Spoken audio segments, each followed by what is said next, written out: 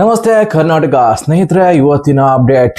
ನೋಡೋದಾದ್ರೆ ಭಾರತೀಯ ಅಂಡರ್-19 ಆಟಗಾರ ಏನಿದ್ದಾರೆ ಇವಾಗ ಶ್ರೀಲಂಕಾದಲ್ಲಿ ಬಂಧನಕ್ಕೆ ಒಳಗಾಗಿದ್ದಾರೆ. ಹೌದು, ಯಾರಪ್ಪ ಈ ಆಟಗಾರ ಅಂತ ನೀವು ಯೋಚನೆ ಮಾಡಬಹುದು.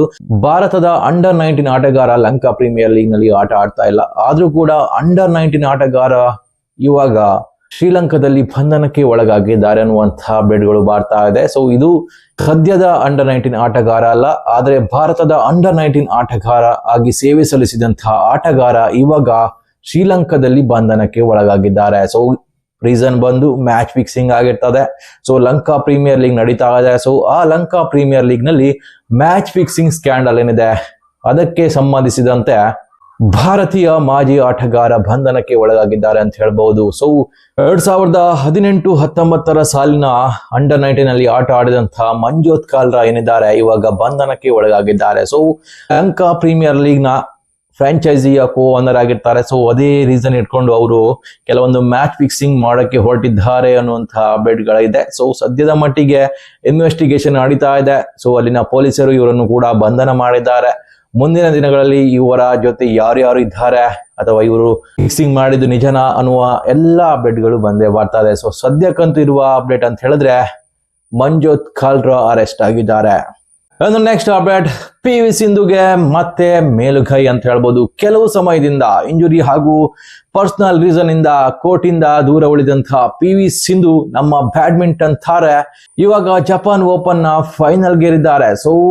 ಬಹುದಿನದ ಎದುರಾಳಿ ಅಂತ ಹೇಳ್ಬೋದು ಅಥವಾ ಬಹುದಿನಗಳಿಂದ ಕಾಯ್ತಾ ಇರುವಂತಹ ಗೆಲುವು ಅಂತ ಹೇಳ್ಬಹುದು. ಒಲಿಂಪಿಕ್ ಚಾಂಪಿಯನ್ ಏನಿದ್ದಾರೆ ಅವರ ವಿರುದ್ಧ ಬಂದಂತಹ ಗೆಲುವು ಇದಾಗಿರ್ತದೆ. 2019ರಿಂದ PV ಸಿಂಧು ಈ ಒಂದು ವಿಜಯಕ್ಕಾಗಿ ಕಾಯ್ತಾ ಇದ್ರು ಅಂತ ಹೇಳ್ಬಹುದು. ಇವರ ಎದುರೇ ನಮ್ಮ PV ಸಿಂಧು ಯಾವಾಗಲೂ ಎಡುತ್ತಾ ಇದ್ರು. ಆದ್ರೆ ಇವಾಗ ಸೆಮಿಫೈನಲ್ ನಲ್ಲಿ ಅವರನ್ನು ಸೋಲಿಸುವ ಮೂಲಕ ಜಯ ಸಾಧಿಸಿ ಫೈನಲ್ಗೆ ಏರಿದ್ದಾರೆ ಅಂತ ಹೇಳ್ಬಹುದು. ಸೆಮಿಫೈನಲ್ ನಲ್ಲಿ ಪ್ರಥಮ ಸೆಟ್ ನಮ್ಮ PV ಸಿಂಧು ವಿನ್ ಆಗ್ತಾರೆ. ಹಾಗೇನೆ ಎರಡನೇ ಸೆಟ್ ನಲ್ಲೂ ಕೂಡ ನಮ್ಮ PV ಸಿಂಧು ಲೀಡ್ ನಲ್ಲಿ ಇರ್ತಾರೆ. ಆಮೇಲೆ ಅವರು ರಿಟೈರ್ಡ್ ಆಗ್ತಾರೆ. ಎದುರಾಳಿ ರಿಟೈರ್ಡ್ ಆದ ಕಾರಣದಿಂದಾಗಿ ನಮ್ಮ PV ಸಿಂಧು ಏನಿದ್ದಾರೆ ಅವರು ಫೈನಲ್ಗೆ ಏರ್ತಾರೆ. ಚೆನ್ ಯುಫಿ ಏನಿದ್ದಾರೆ ಜಪಾನ್ ಓಪನ್ ನಲ್ಲಿ ನಮ್ಮ PV ಸಿಂಧು ಅವರ ಎದುರಾಳಿಗಳಾಗಿರ್ತಾರೆ. ಅವರನ್ನು ಸೋಲಿಸುವ ಮೂಲಕ ಜಪಾನ್ ಓಪನ್ ನ ಫೈನಲ್ಗೆ ಏರ್ತಾರೆ ನಮ್ಮ ಬ್ಯಾಡ್ಮಿಂಟನ್ ತಾರೆ PV ಸಿಂಧು. ಬಹುದಿನದ ಕನಸು ಮತ್ತೆ ಸಾಕಾರಗೊಳ್ಬಹುದು ನಮ್ಮ PV ಸಿಂಧುಗೆ ಅಂತ ಹೇಳ್ಬಹುದು. ಇನ್ನು ನೆಕ್ಸ್ಟ್ ಅಪ್ಡೇಟ್ ಬಂದು RCBಗೆ ದೊಡ್ಡ ಗುಡ್ ನ್ಯೂಸ್ ಬಂದಿದೆ. ಏನಂತ ಹೇಳಿದ್ರೆ ನಮ್ಮ RCBಯ ಕೋಚ್ ಇಂಗ್ಲೆಂಡ್ ಕ್ರಿಕೆಟ್ಗೆ ಕೋಚ್ ಮಾಡಲು ಹೋಗ್ತಾರೆ ಅನ್ನುವಂತಹ ಅಪ್ಡೇಟ್ಗಳು ಬರ್ತಾ ಇತ್ತು. ಹಾಗೇನೆ ಕೇಳಿ ಕೂಡ ಬರ್ತಾ ಇತ್ತು. ಆದ್ರೆ ಇದೆಲ್ಲದಕ್ಕೂ ಇವಾಗ ಸ್ವತಃ ಕೋಚ್ ಆಂಡಿ ಫ್ಲವರ್ ಅವರೇ ಫುಲ್ ಸ್ಟಾಪ್ ಇಟ್ಟಿದ್ದಾರೆ. ಕೆಲವು ದಿನದಿಂದ ಇದೇ ವಿಷಯ ಕೇಳಿ ಬರ್ತಾ ಇತ್ತು. ಆಂಡಿ ಫ್ಲವರ್ RCB ಬಿಡ್ತಾರೆ, ಇಂಗ್ಲೆಂಡ್ ಸೇರ್ತಾರೆ, ಇದೆಲ್ಲವೂ ಕೂಡ ಕೇಳಿ ಬರ್ತಾ ಇತ್ತು. ಆದ್ರೆ ಇದೆಲ್ಲದಕ್ಕೂ ಇವಾಗ ಕ್ಲಾರಿಟಿ ಸಿಕ್ಕಿದೆ. ಇದು ಕನ್ಫರ್ಮೇಶನ್ ನ್ಯೂಸ್ ಆಗಿರ್ತದೆ. ಆಂಡಿ ಫ್ಲವರ್ ಯಾವುದೇ ಕಾರಣಕ್ಕೂ ಕೂಡ ಸದ್ಯದ ಮಟ್ಟಿಗೆ ಇಂಗ್ಲೆಂಡ್ ಕ್ರಿಕೆಟ್ ನಲ್ಲಿ ಕೋಚಿಂಗ್ಗೆ ಆಯ್ಕೆ ಆಗುದಿಲ್ಲ ಅನ್ನುವಂತಹ ಅಪ್ಡೇಟ್ ಬರ್ತಾ ಇದೆ. ಯಾಕಂತ ಹೇಳಿದ್ರೆ ಸ್ವತಃ ಆಂಡಿ ಫ್ಲವರ್ ಕೂಡ ಈ ಒಂದು ಕೋಚಿಂಗ್ ಹುದ್ದೆಯನ್ನು ಇಚ್ಛಿಸುವುದಿಲ್ಲವಂತೆ. ಅವರು RCB ಯೊಂದಿಗಿನ ತಮ್ಮ ಸಂಬಂಧ ತುಂಬಾ ಸಂತೋಷವಾಗಿದೆ. ನನಗೆ ಇವಾಗ ಕೇವಲ RCB ಯೊಂದಿಗಿನ ಬಾಂಧವ್ಯ ಮುಖ್ಯವಾಗಿರ್ತದೆ, ನಾನು ಅದನ್ನು ಕಂಟಿನ್ಯೂ ಮಾಡೋಕೆ ಇಷ್ಟಪಡ್ತೇನೆ ಅಂತ ಹೇಳಿದ್ದಾರೆ.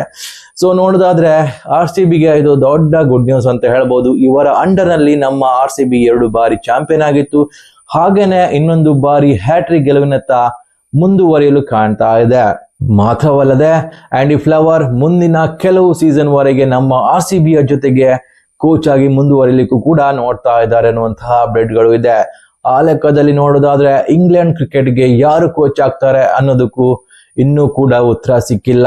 ಸದ್ಯದ ಮಾಹಿತಿ ಪ್ರಕಾರ ಆಂಡಿ ಫ್ಲವರ್ ಅಂತೂ ಆ ರೇಸ್ ನಲ್ಲಿ ಇಲ್ವೇ ಇಲ್ಲ ಅನ್ನುವಂತಹ ಅಪ್ಡೇಟ್ಗಳು ಇದೆ. ಇನ್ನು next update, Pakistan super league ಕಡೆಯಿಂದ ಬರ್ತಾ ಇದೆ. PSL ಒಂದು ಥಿಂಕ್ ಮಾಡ್ತಾ ಇದೆಯಂತೆ. ಅದು ಏನಂತ ಹೇಳಿದ್ರೆ IPL ಗಿಂತ ಮುಂಚೆ ತಮ್ಮ ಲೀಗ್ ಅನ್ನು ಆಡಿಸ್ಲಿಕ್ಕೆ ಇಷ್ಟಪಡ್ತಾ ಇದೆ. ರೀಸನ್ ಏನಂತ ಹೇಳಿದ್ರೆ ಪಾಕಿಸ್ತಾನ್ ಸೂಪರ್ ಲೀಗ್ ನಲ್ಲಿ ಕೆಲವೊಂದು ಪ್ಲೇಯರ್ಗಳು ಮಿಡ್ ಸೀಸನ್ ನಲ್ಲೇ IPL ಕಡೆ ಮುಖ ಮಾಡ್ತಾ ಇದ್ದಾರೆ. ಜಾಸ್ತಿ ಅಮೌಂಟ್ ಇರ್ಬೋದು, ಹಾಗೇನೆ ತಮ್ಮ ಕರಿಯರ್ ಕಡೆ ನೋಡ್ಕೊಂಡು ಅಥವಾ ಜಾಸ್ತಿ ಆಪರ್ಚುನಿಟಿ ಕಡೆ ನೋಡ್ಕೊಂಡು IPL ಕಡೆ ಮುಖ ಮಾಡ್ತಾ ಇದ್ದಾರೆ. ಇದೆಲ್ಲದನ್ನು ಸ್ಟಾಪ್ ಮಾಡ್ಲಿಕ್ಕೆ PSL ಒಂದು ಉತ್ತಮ ದಾರಿ ಹುಡ್ಕೊಂಡಿದೆ ಅಂತ ಹೇಳ್ಬಹುದು. PSL IPL ಗಿಂತ ಮುಂಚೆ ಬಂದ್ರೆ ಈ ಯಾವುದೇ ಸಮಸ್ಯೆ ಇರುವುದಿಲ್ಲ. ಮಾತ್ರವಲ್ಲದೆ ಪ್ಲೇಯರ್ಗಳು ಕೂಡ PSL ಗೆ ಲಭ್ಯರಾಗಿರ್ತಾರೆ. ಸೊ PSL ಮುಗಿದ ತಕ್ಷಣ ಅವರು ಇಲ್ಲಿಂದಲೇ IPL ಗೆ ಹೋಗ್ಬೋದು. ಸೊ ಆ ರೀತಿಯ ಒಂದು ವಿಂಡೋ ತಯಾರು ಮಾಡ್ತಾ ಇದ್ದಾರೆ ಅಂತ ಹೇಳ್ಬೋದಾಗಿರ್ತದೆ. ಮಾತ್ರವಲ್ಲದೆ ಘಟಾನುಘಟಿ ಪ್ಲೇಯರ್ಗಳು ಕೂಡ PSL ಅಲ್ಲಿ ಭಾಗವಹಿಸಕ್ಕೆ ಇಷ್ಟಪಡ್ತಾರೆ. ಯಾಕಂತ ಹೇಳಿದ್ರೆ PSL ನಲ್ಲಿ ಒಂದ್ ವೇಳೆ ಒಳ್ಳೆ ಪರ್ಫಾರ್ಮ್ ಇದ್ರೆ IPL ನಲ್ಲೂ ಕೂಡ ಅದೇ ಪರ್ಫಾರ್ಮೆನ್ಸ್ ಮುಂದುವರಿಸಬಹುದು. ಆ ಲೆಕ್ಕದಲ್ಲಿ ನೋಡೋದಾದ್ರೆ ಪ್ಲೇಯರ್ಗಳಿಗೂ ಕೂಡ ಇದೊಂದು ಒಳ್ಳೆ ಅವಕಾಶ ಅಂತ PSL ಹೇಳ್ತಾ ಇದೆ. ಸೊ ಸದ್ಯದ ಮಾಹಿತಿ ಪ್ರಕಾರ PSL ಏನಿದೆ IPL ಗಿಂತ ಮುಂಚೆ ಬರ್ತದೆ. ಹಾಗೇನೆ PSL ಗೂ ಹಾಗೂ IPL ಗೂ ಟಕ್ಕರ್ ಆಗೋದು ಕೂಡ ನಿಲ್ಲಿಸ್ತಾ ಇದೆ. PSL ಥಿಂಕ್ ಮಾಡಬೇಕಾಗಿತ್ತು ಮುಂಚೆನೆ, ಯಾಕಂತ ಹೇಳಿದ್ರೆ IPL ಗೆ ಟಕ್ಕರ್ ಕೊಡೋಕೆ ಅವರಿಂದ ಸಾಧ್ಯನೇ ಇಲ್ಲ ಅಂತ. ಈ ಒಂದು ಸ್ಟ್ರಾಟಜಿಯನ್ನು ಅವರು ಮುಂಚೆನೆ ಏನಾದ್ರೂ ರೂಢಿ ಮಾಡ್ಕೊಂಡಿದ್ರೆ PSL ಇನ್ನೂ ಕೂಡ ಬೆಳೀತಾ ಇತ್ತು ಅಂತ ಹೇಳ್ಬಹುದಾಗಿರ್ತದೆ.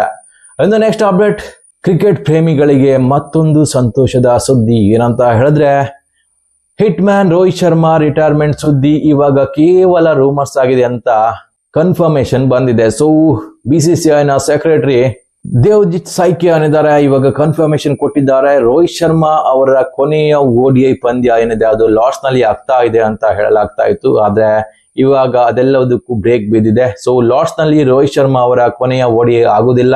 ಸೊ ಅವರು 2027 ಕೂಡ ಆಡ್ತಾರೆ ಅನ್ನುವಂತಹ ಅಪ್ಡೇಟ್ ಕೂಡ ಇದೆ. ಸೊ ರೋಕೋ ಜೋಡಿನಿದೆ 2027 ವರ್ಲ್ಡ್ ಕಪ್ ವರೆಗೂ ಇರ್ತದೆ ಅನ್ನುವಂತ ಅಪ್ಡೇಟ್ ಕೂಡ ಇವಾಗ ಬರ್ತಾ ಇದೆ. ಸದ್ಯದ ಮಟ್ಟಿಗೆ ನೋಡೋದಾದ್ರೆ ಕೆಲವೊಬ್ರು ರೋಕೋ ಜೋಡಿ 2027 ODI ವರ್ಲ್ಡ್ ಕಪ್ಗೆ ಇರಬಾರ್ದು ಅಂತ ಯೋಚನೆ ಮಾಡ್ತಾ ಇದ್ದಾರೆ. ಆದ್ರೆ ಇದೆಲ್ಲದಕ್ಕೂ ಕೂಡ ಅವರಿಬ್ಬರ ಫಾರ್ಮ್ ಏನಿದೆ ದಾರಿ ಮಾಡಿ ಕೊಡ್ತಾ ಇಲ್ಲ. ರೋಕೋ ಇರುವಂತ ಫಾರ್ಮ್ಗೆ ಸದ್ಯಕ್ಕಂತೂ ಅವರನ್ನು ದೂರ ಮಾಡುವ ಚಾನ್ಸೇ ಇಲ್ಲ.